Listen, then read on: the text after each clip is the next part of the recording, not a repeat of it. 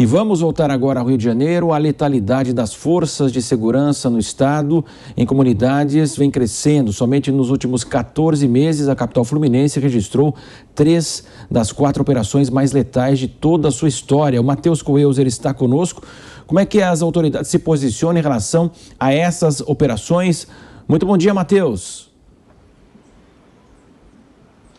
Ótimo dia para você, Marcelo, e a todos que nos acompanham aqui no Jornal da Manhã, segunda edição. Olha, as autoridades falam que todas essas operações, essas incursões, Marcelo, são feitas de forma estratégica.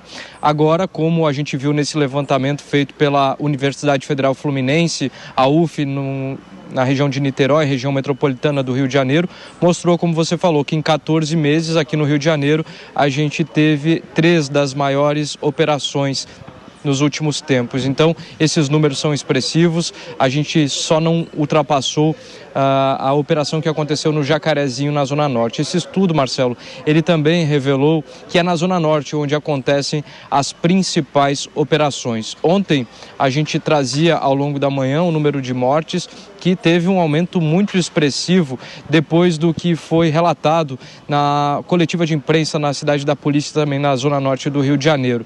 A gente atualiza então, foram 18 mortes, foram 16 criminosos, uma mulher de 50 anos que levou um tiro no peito e também temos a informação de um policial militar que levou um tiro no pescoço e não resistiu aos ferimentos. Esse foi o balanço apresentado ontem pelos policiais militares e civis. E a notícia que eu trago também é negativa porque hoje, segundo os moradores, logo cedo, por volta das 7, 8 horas da manhã, foram registrados novos tiros, mais tiroteio no complexo do Alemão.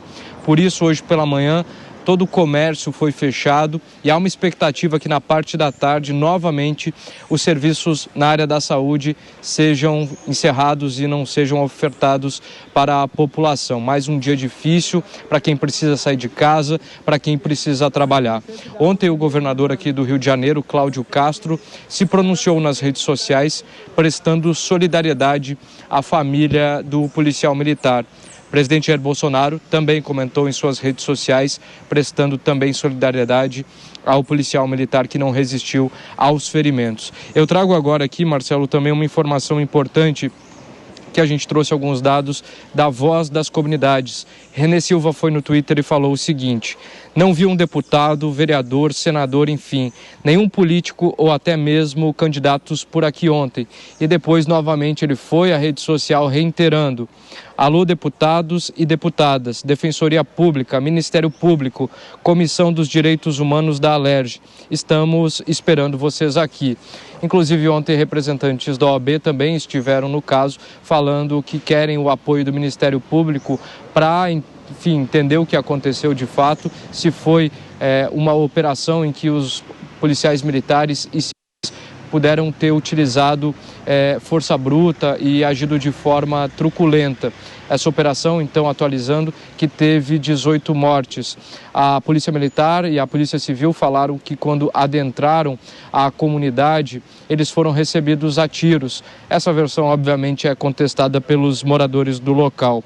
Há uma outra informação também, Marcelo, que é importante a gente destacar, que foi falado ontem nessa coletiva de imprensa. A gente trouxe aqui também, adiantou, no Jornal da Manhã, sobre aquele assalto que aconteceu no Village Mall, um grande shopping aqui do Rio de Janeiro, shopping de luxo na Barra da Tijuca, que, segundo as informações apuradas nessa investigação que já acontece há mais tempo, que possivelmente os criminosos que são do Pará e que realizaram o assalto no shopping do Village Mall poderiam estar ligados também ao tráfico de drogas, ao roubo de cargas e também de veículos, o que foi o motivo da operação realizada ontem no Complexo do Alemão. Marcelo. Exatamente, né, Matheus? A gente tem acompanhado aí sempre o seu trabalho, trazendo as operações, aquela história, né? A gente sempre reforça que estamos no ano eleitoral, o governador é candidato à reeleição, a gente observa algo parecido aqui em São Paulo, muitas operações na região central aqui, a exposição da polícia militar, aí no Rio de Janeiro a mesma situação. A gente sabe que esse ano é um ano especial e todo mundo procura mostrar serviço mesmo para conseguir lá o voto do eleitor em outubro, né? De qualquer forma, né, a gente imagina que o trabalho da polícia também é calcado em muita inteligência para saber justamente onde estão os alvos, quem são os criminosos. Claro que é uma situação de extrema violência, de uma verdadeira guerra civil. Os policiais não vão ser recebidos com flores ao adentrar o morro. É evidentemente que haverá reação. É evidente que hoje os bandidos aí, como você mostra, usam fuzis, armas militares. Nós mostramos há pouco cenas aí de tentativa de derrubar o helicóptero da polícia. Isso já aconteceu no Rio de Janeiro. Então é um cenário praticamente de guerra mesmo. O que a gente não pode normalizar, achar que em toda operação algum morador vai morrer, 2, 3, 4, 5, isso faz parte do trabalho, é o chamado efeito colateral. Isso que não pode acontecer, evidentemente, mas que o nível de violência é praticamente quase uma guerra, e é verdade, né, Matheus? Exatamente, Marcelo. Isso foi o que na verdade foi apontado pelo estudo da UF, da Universidade Federal Fluminense, que ouviu sociólogos, antropólogos e fez um raio-x desses últimos 14 meses, onde houve o relato dessas maiores operações e com o grande emprego de força superior, segundo esses especialistas, e a gente tem esse número expressivo da letalidade. Você falava muito bem sobre essa questão desse momento nessa corrida eleitoral. A gente tem diversos aspectos, não só no âmbito policial, mas também muitas pessoas falam sobre a questão da gasolina, que teve também uma grande diminuição nesse período, e questionaram por que não teria acontecido antes. Mas, obviamente, a gente volta a falar dessa questão policial. Sim, na questão estratégica, ontem na coletiva de imprensa, os policiais falaram que eles estudaram o melhor horário para que pudesse ser feita essa operação, mas o que a gente pode constatar, Marcelo, é que essas operações elas sempre acontecem nos mesmos horários, no final da madrugada, no início da manhã, quando eles adentram as comunidades e de fato conseguem encontrar esses criminosos, e não foi diferente. Agora, o relato desses moradores é o que você falou, que é um cenário de guerra. A Polícia Civil, a Polícia Militar nega todos esses fatos, obviamente, como você falou também, que esses policiais eles são recebidos a tiros. Ontem, nessa grande operação, também foi encontrada uma grande quantidade de drogas e de armamento, e esse armamento, obviamente, armamento aí que consegue ter uma grande proporção na medida que, inclusive, conseguiu atingir o blindado da Polícia Militar.